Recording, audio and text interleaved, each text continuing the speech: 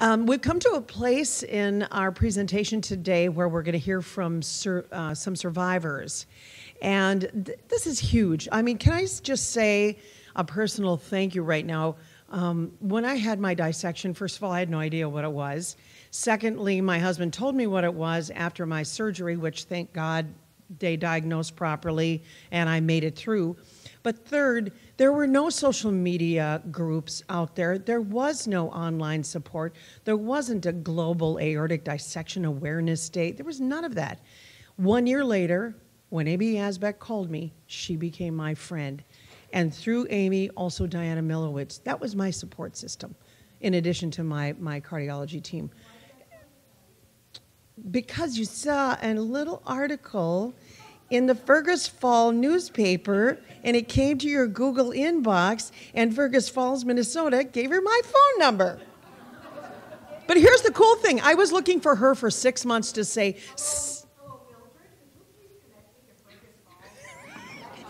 swear to God, I was looking for her for 6 months. I wanted to tell her there are hospitals that are saving people's lives. Couldn't find her, couldn't find her. Out of the ethers comes this phone call one freezing February day in Minnesota, and it's Amy Yazbek. Hi, this is Amy from Los Angeles. I'm like, because I had never reached her. She reached me. So thank you for your friendship and your support. Thank you for your friendship and support. We've done a little talking together a few years ago, too, and it really it fills my heart. So enough of my survivor story. Let's move on here because Jeff Harder, are you here? Hi, Jeff. Come on up. This is a survivor, and rather than me telling you about him, it's in your program, and he can tell you about himself. And you know how to work these babies? Yeah, I think so. Okay. Thank you. Yeah, of course. Nice to meet you, by the way. Nice to meet you. We're in a team together. I had 3 years of Dale Carnegie, but it doesn't get any easier. My name is Jeff Harder, and I want to thank Amy Yazbek and Amy and Pete for having me today. It's wonderful. We need more awareness, and that's something that's very emotional and touching to me, that anything that I can do to raise awareness or call a member on the phone, I do it. So my phone's always open to anybody that's just diagnosed or right after surgery. I want to also acknowledge, and these butterflies will go away in a minute. I want to acknowledge, I got 3 members here today from the Facebook group. I've got Tony and his wife. I'm sorry. Got Tony and his wife. See, I'm already screwing up. I got Ryan and his wife, and we have Carolyn in the back. So it means a lot that you guys are here today. I'm going to do my story real quick, and then I'm going to have each one come up, and then I have some exciting stuff to show you after we're finished with that. So I went in for my pre-K physical, and they said I had a mitral valve prolapse. You know, they told my mother that, and we knew I had that for the most of my life. I was put on blood pressure meds in probably my 18, 19, but when I was 20, I got diagnosed with a bicuspid valve, and believe it or not, we didn't know what that was. They just pretty much told me that I can still do everything, but, you know, come back every year. So,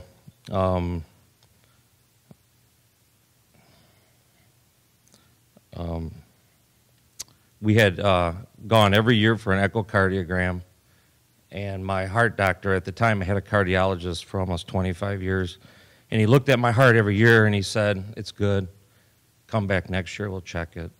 So this went on forever. Life was, you know, as usual. And then insurance didn't change, but my doctor became an employee of the hospital. So that year, he no longer did the echoes in his office. You had to go downstairs. So when I went downstairs for my echo, the technician that did it, she finished it, or while she was doing it, she said, "So what do they look at?" And I said, "They just look at my aorta and they tell me you know, you got another year. My doctor always said I'm going to need a valve, but, you know, we monitored it. And when I said that, you know, she looked at me and she said, "Is that all they look at?" And I said, "Yeah, that's all they've ever looked at." And there was just that look in her eyes that I knew something was wrong. So I asked her what was wrong, and she said, you know, nothing, everything's fine. So that night we got a call from the doctor, come in the next day. So I went in and I sat down, and the doctor said I had an aneurysm. And I'm like, I don't know what that is. I don't know if it's life-threatening or what, but he explained what it was. I said, hang on a minute. My wife's a nurse, and we're going to get her on the phone. You're going to explain it to her, because I don't know what this is. So we got her on the phone, and he explained it to her. When I was diagnosed at a 5.8.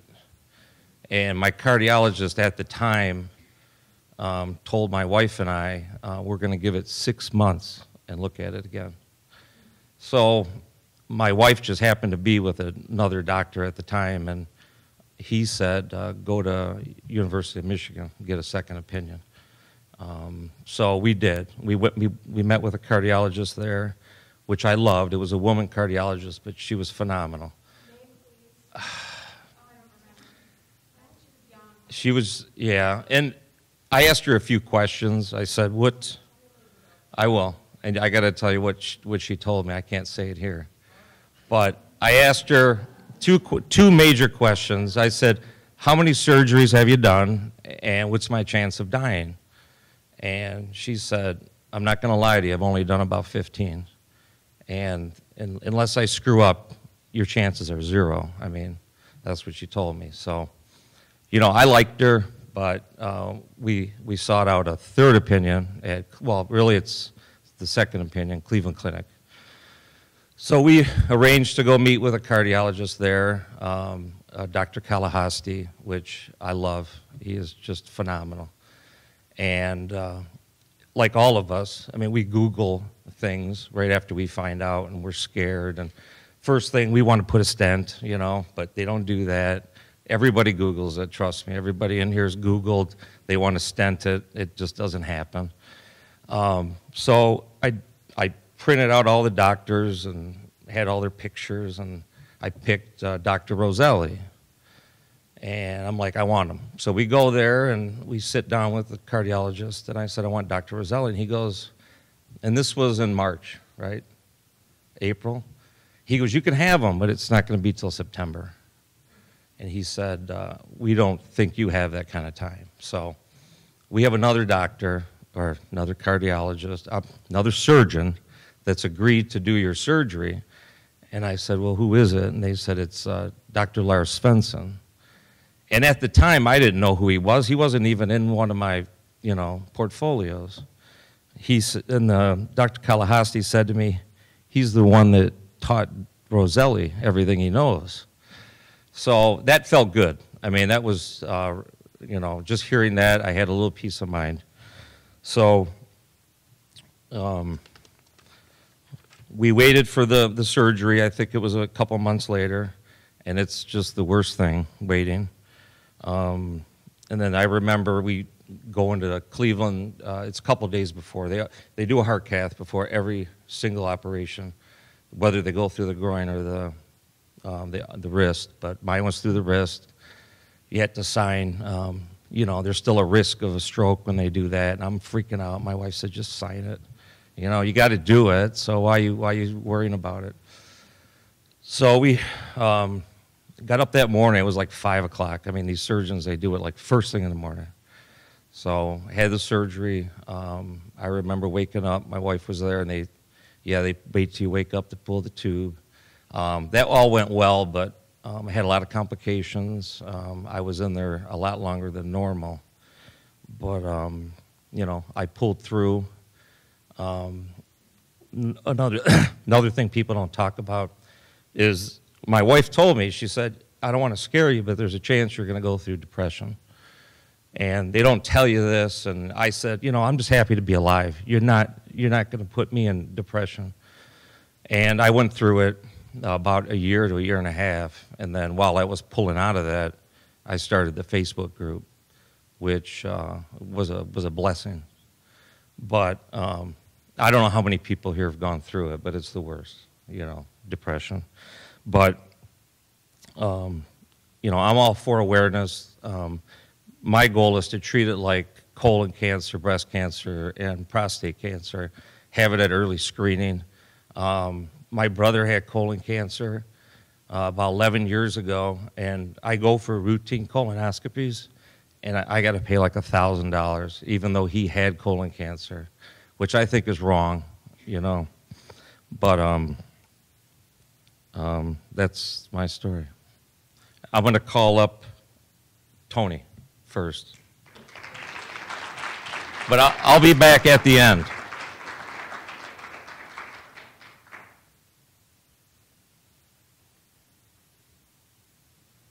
I don't have my speech memorized very well, so I'm going to do a lot of reading.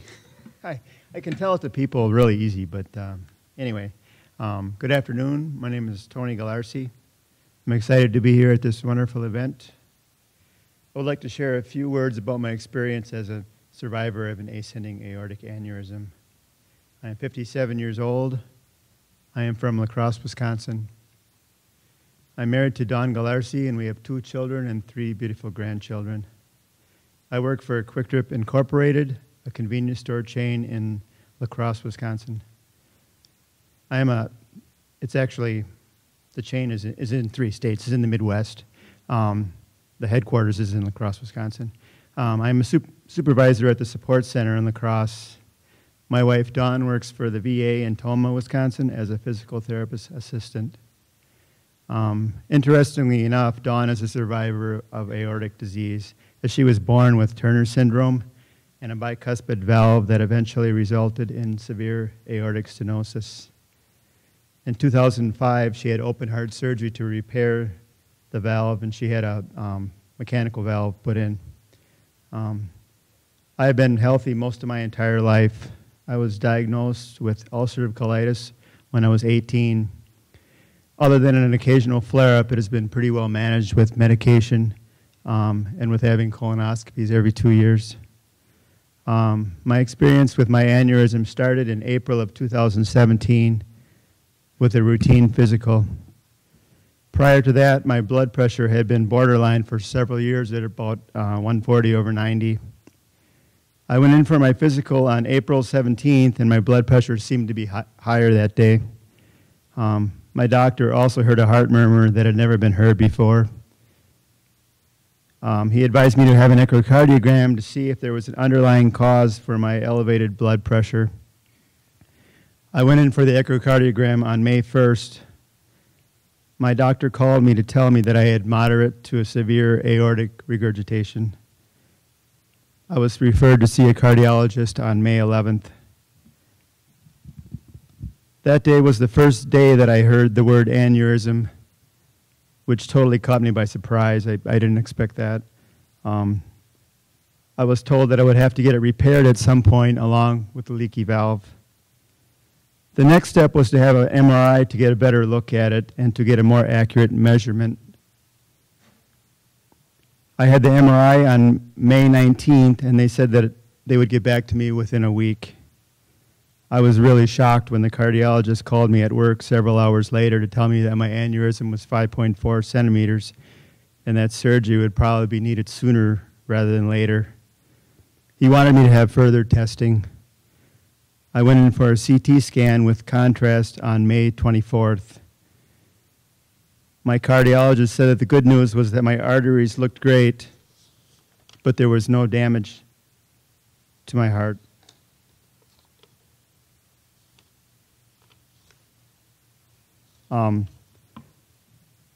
So after that, I spent a lot of time on Google and YouTube, and I became somewhat obsessed with researching my surgery and valve selection.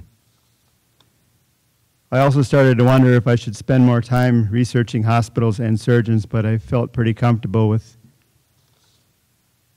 I got the wrong page here. There was no damage to my heart.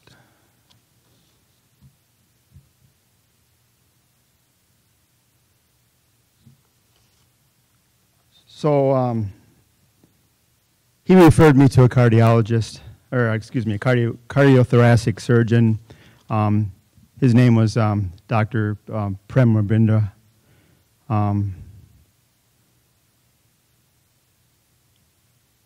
I'm sorry, I got the wrong page here. I'm missing a whole page, so I got to rethink where I'm at with the story. So, no damage to my heart. So, anyway, I met with the cardiothoracic surgeon, and he explained that we discussed the surgery, and ultimately decided that we would do it on July, or after the 4th of July. He told me that I would have to have a Dacron graft and a new valve. So we discussed having a mechanical valve or a bioprosthetic valve.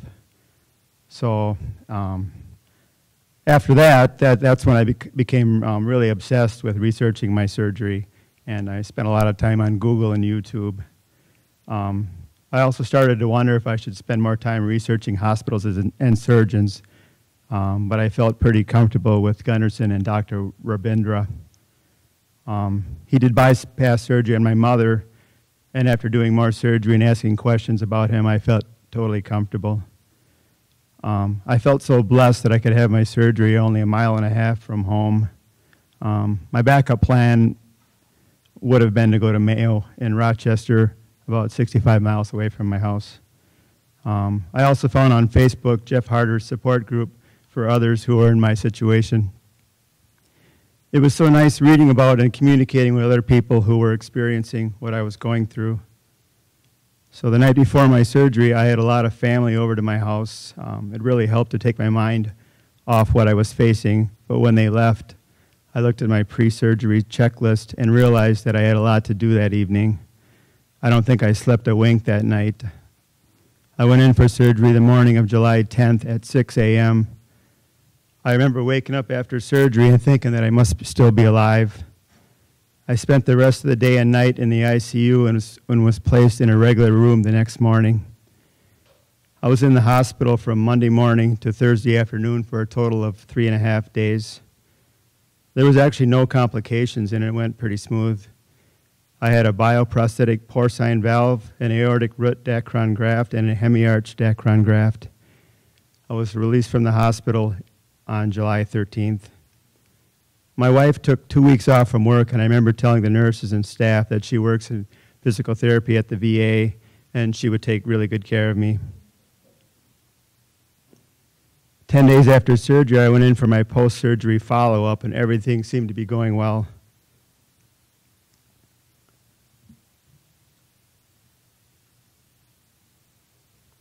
I was told I can start driving a car again. I started cardiac rehab on July 27th, and I did 3 weeks of it. They wanted me to do more, but I kind of wanted to get back to work. It really helped me prepare for my return to work after only 6 weeks. Since my surgery, I have had a follow-up echocardiogram at 6 months and a follow-up CT scan at 1 year. My surgeon said that everything looked great and no further scheduled surveillance was needed. I was released into the care of my cardiologist for continued follow-up. Currently, I feel great, although my doctor is still making occasional adjustments to my blood pressure medication. I really feel blessed that my aneurysm was found and that the whole experience went as smoothly as it did. I like to tell my story to support others so that they know so that they can know that experience in aneurysm and surgery can go smoothly with little to no complications. I also try and educate people about this disease every chance I get. I stress the importance of getting routine physicals done and the fact that they should know their family history, as these things do run in families. Thank you.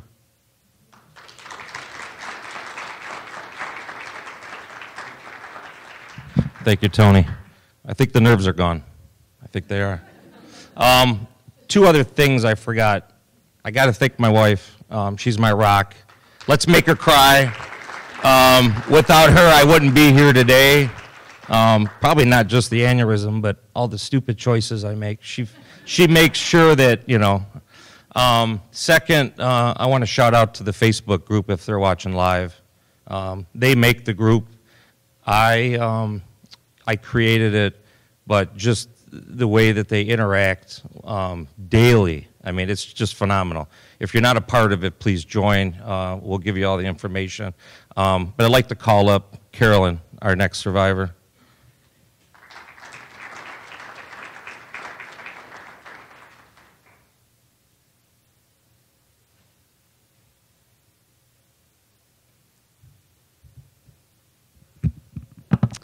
Good afternoon. As Jeff mentioned, my name is Carolyn Atwell. I am here today as an aortic aneurysm and open heart surgery patient.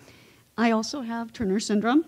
My philosophy of living with these challenges has been to focus on the things that have been a part of my identity from long before either diagnosis was made.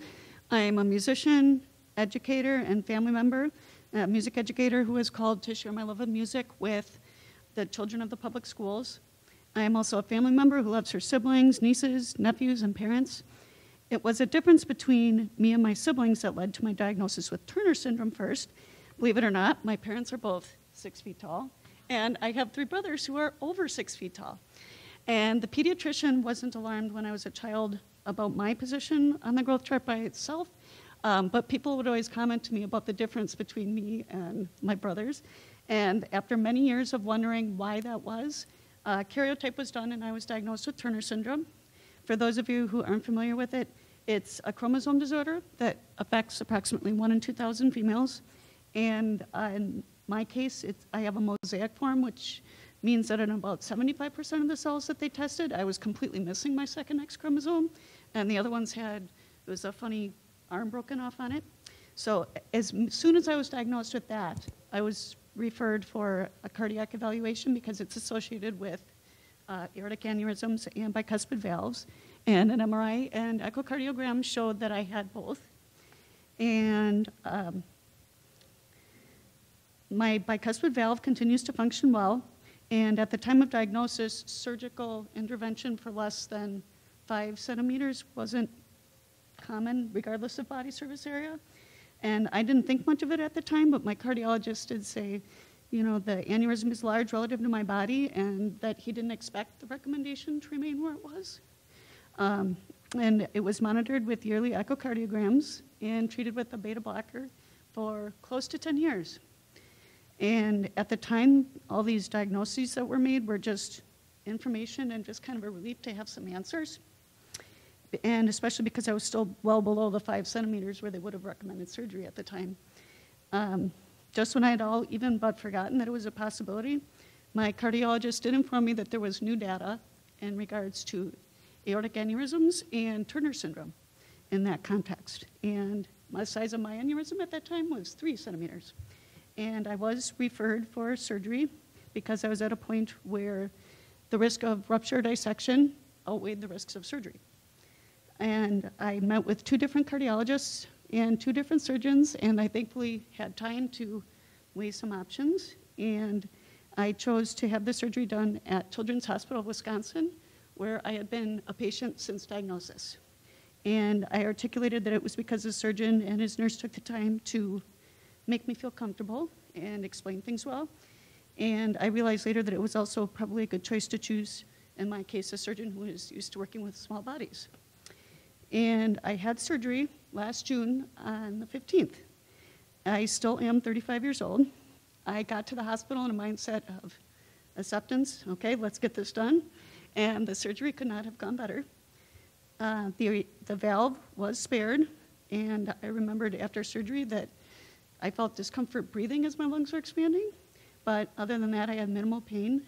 And in fact, my dear mother, who was with me in the ICU, said that even the evening after I had surgery, I was already complaining to the nurses about, I want to get up, I'm tired of being in this bed, I want to get up and walk already. And I'm sure they just looked at me sideways and said, oh, honey, you can't right now.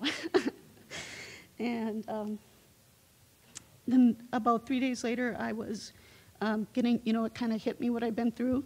And I was starting to feel a little anxious, and a helpful PA just went through, okay, if you're afraid of that, then this is how we'll respond to it. And the 4th day, I was discharged.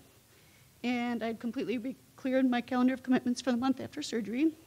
And I diligently attended cardiac rehab and did some jogging and walking outside. I eventually worked up to the jogging and now have really been enjoying exercise. And I also, about a month later, got back to teaching my private with students and planning my teaching for the next school year. The magnitude of what I'd been through had transformed to sort of a new lease on life that I was determined to use. And since then, I've used it to be my professional best and to really bring out the joy in my music and to be present with the people in my life. And I thank you for listening and being present with all of us here today.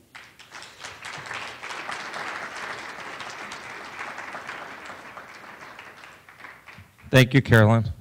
Last of our survivor stories, we have Ryan, or should I say author Ryan. We'll see about that, I suppose. Thanks, Jeff. Good afternoon, everybody. My name is Ryan Comerford, and before I jump in, I just want to thank each and every one of you for helping put this on, giving me my opportunity to share my story. I'm really humbled to be up here today. My story really starts from birth, but I wouldn't be here today if it weren't for my active lifestyle and very caring family members, including my wife, who's here with me today, and my mom and my in-laws and everyone who is so concerned about me. But you know, I'm young. I live an active lifestyle. My job requires me to travel Monday through Thursday. You know, I run half marathons, triathlons. I do HIIT workouts. Most days I feel invincible. And then that word aneurysm, that hit me, and that would flip my world in May of 2018. But as I mentioned, my story starts from birth. When I was born, my parents were informed that I had a small heart murmur. However, after multiple doctor's visits, it appeared it was just something that would be inconsequential. Early on in high school, little deviation here, I was actually diagnosed with spinal deformation, Sherman's disease, which is the combination of kyphosis and scoliosis. And to handle that, I was about to go 11-hour surgery with two 21-inch rods in my back attached with 13 hooks and screws. But that was maybe the best thing that's ever happened in my life. During surgery prep, my anesthesiologist actually had asked me about that little heart murmur I had growing up. And after some accelerated cardiologist visits, I was diagnosed with a bicuspid aortic valve. But I was told, you know, don't worry about it. You'll have surgery maybe 20, 40 years from now. Just keep coming back. We'll keep monitoring. You're good to go. But then, so spine surgery changed me, right? It made me a more active person. I started introducing exercise into my routines and thinking a little bit more about what I ate and how I just lived my life. And then I met the love of my life, Lauren, and she only furthered that. She pushed me to run my first half marathon, but more importantly, kept me on track with that nutrition and health when I didn't want to. And then in 2017, she told me that she was going to run the Chicago Marathon. Neither one of us had run a marathon before. This was a really, really big deal for me. And I said, so am I. But before we could, with encouragement from both my wife and my mom and my in-laws, I went to see my cardiologist to make sure everything was looking okay. And so I went in, and we had been monitoring things, and things have been fine. My echocardiograms have been pretty good, but I'd never really done an MRI. And so I got an MRI, and it showed that my aorta had an aneurysm of 5.3 centimeters. And so it was at that time that I knew that I needed to have surgery and correct it. I'll never forget reading the word aneurysm. That, again, it really changed my life. And so after many conversations, we had scheduled the surgery for September 10th, 2018, so just 5 months ago. That eventually got moved to September 11th, which was very humbling for me as well. And between that time of diagnosis and surgery, that was really tough. But there was just so much anticipation, so much unknown. But I quickly got over it, and I said, let's attack this thing head on. So on the morning of September 11th, I was waking up to the idea of major surgery for the second time in my life at 29 years old. You know, I was very confident in the amazing medical staff at Northwestern in Chicago. I'm from Chicago, so I was at Northwestern, an amazing unit there. And I was embraced by so many friends, family members, my parents, my wife, my in-laws, all these people, and then complete strangers from Jeff's amazing Facebook group as well. But at the end of the day, I was facing down open heart surgery, and that was no small task. I had opted for a mechanical valve, mostly due to my age. I was really hopeful they might be able to spare my valve. You know, all the echocardiogram readings had said it was looking pretty good, it might be salvageable. So I was really hopeful that we might be able to salvage that.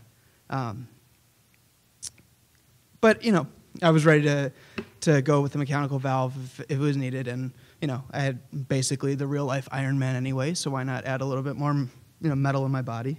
But when I woke up, you know, I was awake, responsive, things were going well, and the doctors informed me that my bicuspid valve was actually unicuspid.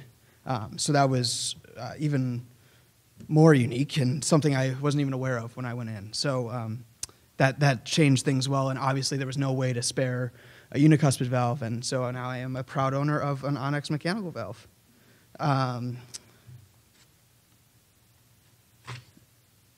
So then going to recovery, I had a mantra, one step at a time. I knew that if I could just muster the strength to walk one step further in the hospital, one more mile when I got home, you know, I'd be in a really good place. I'd be setting myself up for success. You know, I was in the hospital for 5 days. Eventually I got to go home and was again flooded support from family, friends, and complete strangers again. And that's what really kept me going. And I wouldn't be here today without all that support I received. But there was one major goal that stared me down right in front of my face, and it was the marathon that I mentioned. The one that started this all.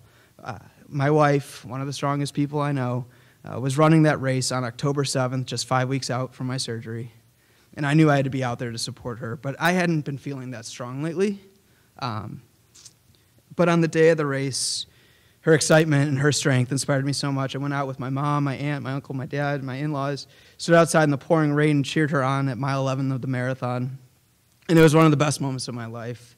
My sign for her read, "If I can walk 2.62, you can run 26.2. I saw how big her smile was running, and it was at that moment that I knew that my new goal was going to be that a year from now, I'll run the 2019 Chicago Marathon. And just like my back surgery changed me, my open heart surgery transformed me. I'm now humbled by the support I receive, gracious for every breath I take, and excited to tackle every day that I am blessed to have going forward. My recovery continues to go strong as I reincorporate myself back in the real world.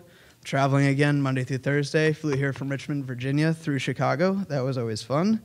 And but most importantly, I look forward to crossing that marathon finish line in October with my wife. So thank you for your time this evening, and I look forward to speaking with you all. Thank you, Ryan. And can we just have another round of applause for these three that their passion is so, you know, intense that they want to come, they want to help, they want to make a difference.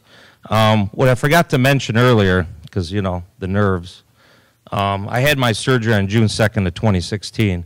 I opted for a tissue valve, and first, let me tell you, that's your decision. Your cardiologist, nobody will make that decision for you. It's yours and yours alone. There's no wrong decision, it's your decision. I opted for a tissue. I personally didn't want to take any medicine, and I figured if I lived through that, I can live through it again. So, you know, 15 years, 10 years, I'll do the heart valve again. And I remember when I was recovering, I looked over at my wife. This is a funny story. Not funny, but I said, oh, I can never go through this again. I mean, the pain was so intense on me. And she said, you will. And as many times as we have to, you'll go through it. So I want to show, this is my passion. This is what I started. So I'm going to go through it. It's a lot of information. It's going to be pretty quick. And then if you guys have any questions after when we do the Q&A, you can let me know. So this is our Facebook group. We started on October 24th in 2016. We didn't really start rolling for about a half a year later. We're thoracic only. We don't discriminate against abdominal. If you want to join, you can, but we are not abdominal. We don't pretend we know anything about abdominal. We have no doctors or nurses. If a doctor tries to join, I will decline them. Don't ask me why.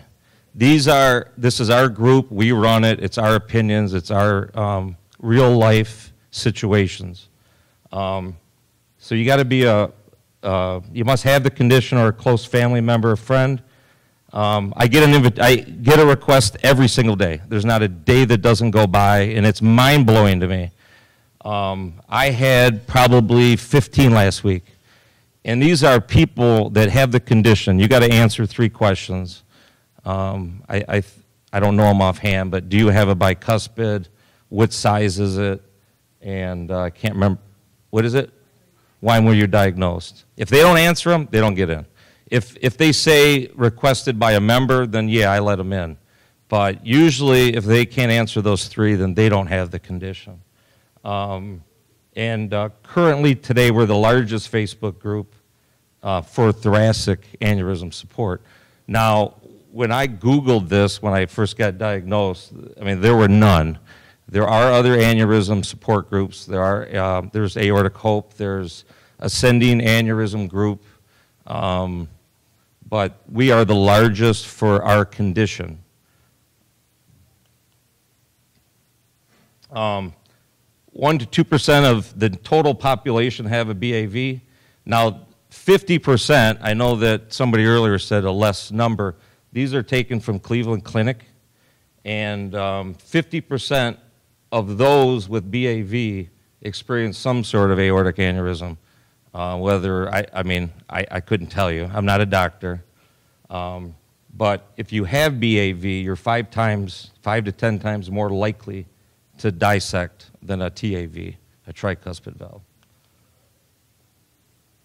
So we have a spreadsheet that members, they submit their information. So we have 1,200 members. We have a lot of active members, but a lot of them don't submit their information. I could take it when they join, but it's strictly they have to give me permission. So out of the 49 members that have had surgery, 164 members submitted.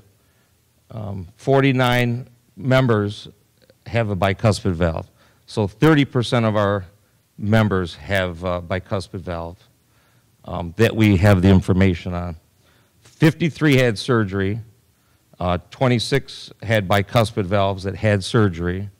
And, you know, that last number is a staggering one. Now, people join our group before they have surgery. They don't generally join after.